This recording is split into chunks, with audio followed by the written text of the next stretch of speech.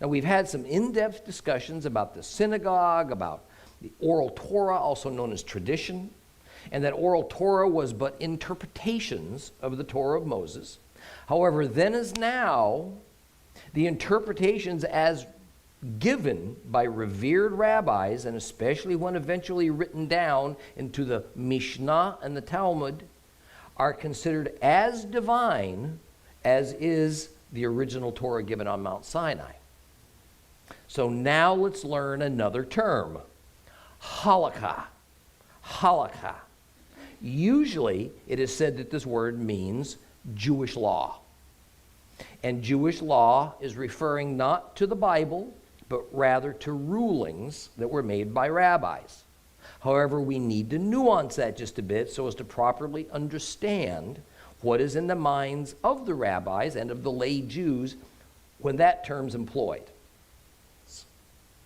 Now, academically, which is what I'm speaking at the moment, a Jewish scholar would parse his words, and he would agree that from a technical viewpoint, the Torah of Moses is indeed different, and it's an older document than the Talmud.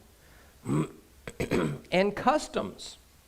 Well, customs aren't quite the same things as the Torah of Moses or even the Bible interpretations that have become the lawful traditions.